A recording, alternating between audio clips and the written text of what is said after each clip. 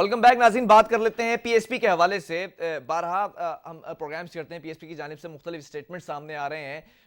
कभी एमक्यूएम को जो है वो निशाना बनाया जाता है, तंज के निशान बरसाए जा रहे हैं कि मेयर ने 4 साल में क्या किया। कहीं पर पीटीआई की गवर्नमेंट के ऊपर सवालिया निशानात उठाए जा रहे हैं और ये भी कहा गया कि एमक्यूएम के पास कराची, जो एमक्यूएम पाकिस्तान है उसमें कराची से 2 वजारतें हैं। अगर ये वजारतें छोड़ दी जाएँ, 6 सीटें छोड़ दी जाएँ तो ऑब्वियसली फिर हुकूमत इनकी बात मानेगी। कराची वालों के हुकूक के लिए क्यों नहीं एमक्यूएम ये काम करती है। और मुस्तफा कमाल साहब ये भी कहते नजर आए कि लोग मुझे कहते हैं कि सड़कों पर निकला जाए, लेकिन हम कोई इंतहाई इकदाम उठाने नहीं चाहते हैं। हम चाहते हैं कि मामला इसी तरह सेटल डाउन हो जाए, लेकिन कैसे होंगे इसी पर बात करेंगे कि पीएसपी का मौकफ क्या है। आया ये हुकूमत की तरफ है या जो पीडीएम है, मुखालफिन है, उनकी साइड पर है। इसी पर बात करेंगे। हमारे साथ secretary general PSP Hasan Sabir साहब इस वक्त मौजूद हैं ऑन कॉल। हसन साहब बहुत शुक्रिया प्रोग्राम के लिए, आपने वक्त दिया।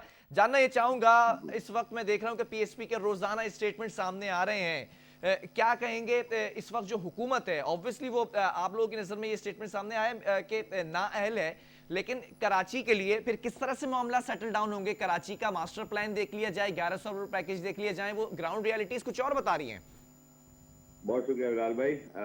देखें, आज मुस्तफा भाई ने इसी सिलसिले में प्रेस से बात की और 1100 अरब रुपए का पैकेज हो, उससे पहले 162 अरब रुपए का पैकेज हो, सेंसस के हवाले से बात हो, तो पीएसपी ही सबसे पहले जो है वो कराची के हुकूक की आवाज बुलंद करती है।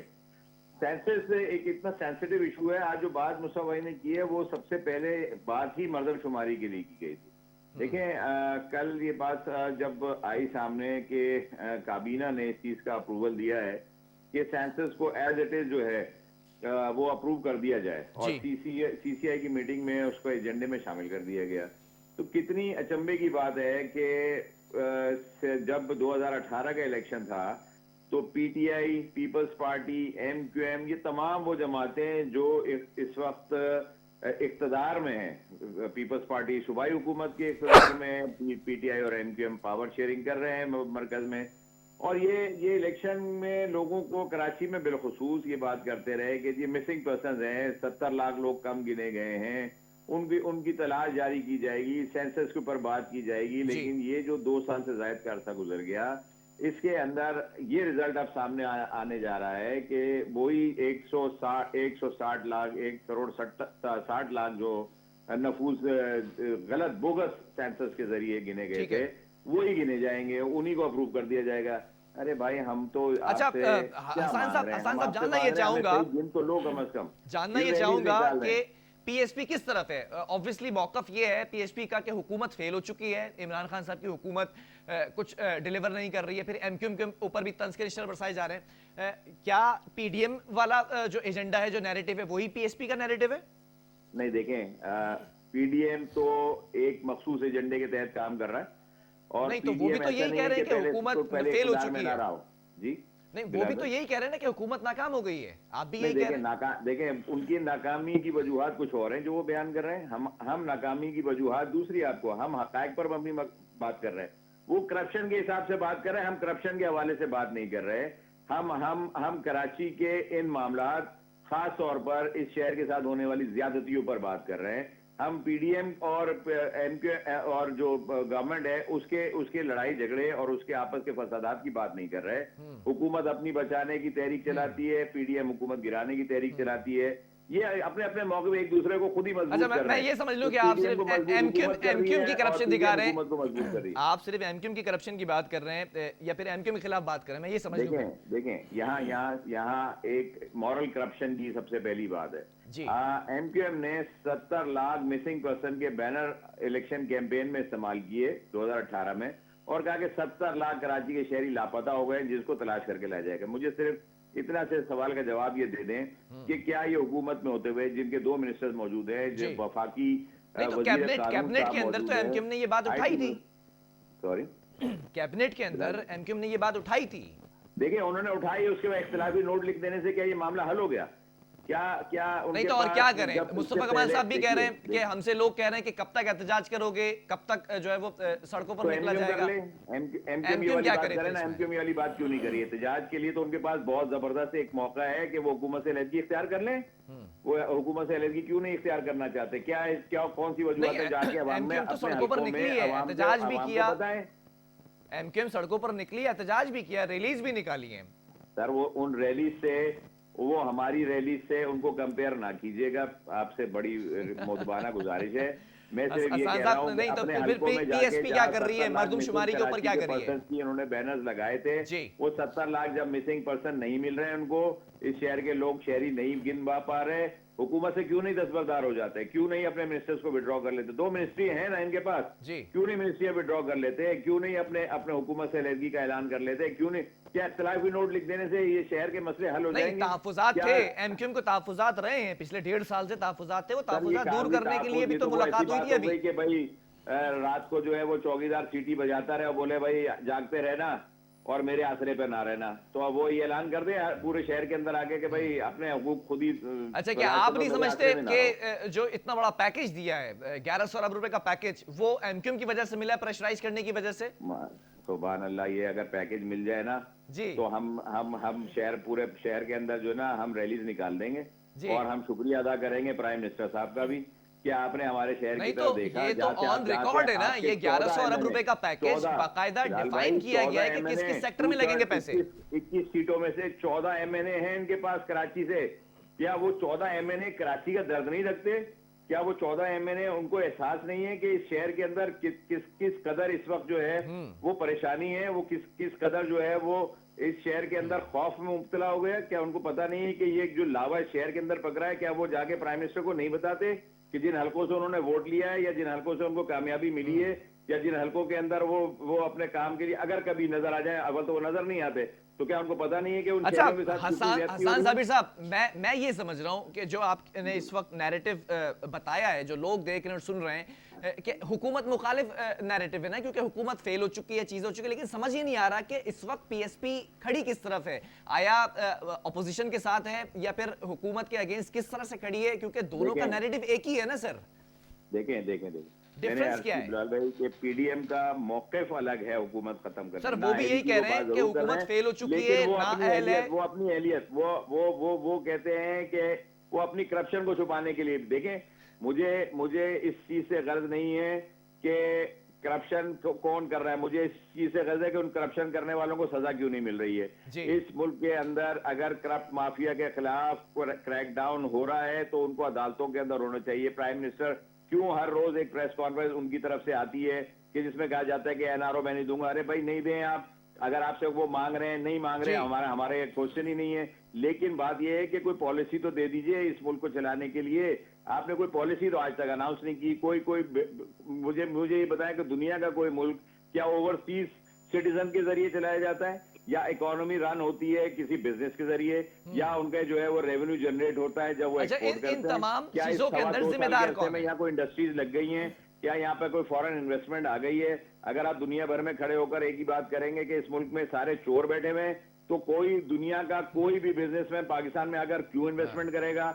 डॉलर का रेट ऊपर हो या नीचे हो, अगर आज से 3 साल पहले लोगों को पेट्रोल सस्ता मिल रहा था, आटा सस्ता मिल रहा था, चीनी सस्ती मिल रही थी, तो लोग तो उसी दौर को याद करेंगे। मतलब इस पीटीआई चीनी पे तो रेट भी कम हुए हैं, क्या आपको नहीं लगता कि डॉलर मुस्तहकम हुआ है या एक्सपोर्ट बढ़ी है? देखें एक्सपोर्ट कागजों पे जरूर बढ़ी होगी। जरा पोर्ट का एक, आप माशाल्लाह कराची में रहते हैं, एक सीजन आप जर्नलिस्ट हैं, आप एक दफा कराची पोर्ट का जरा सा एक जरूर नहीं तो प्रेस कॉन्फ्रेंसेस के अंदर जो बताया जाता है कि वो झूठ बताया जाता है कि पाकिस्तान की एक्सपोर्ट क्या रह गई और पाकिस्तान की इंपोर्ट तो वैसे ही खत्म कर दी इन्होंने।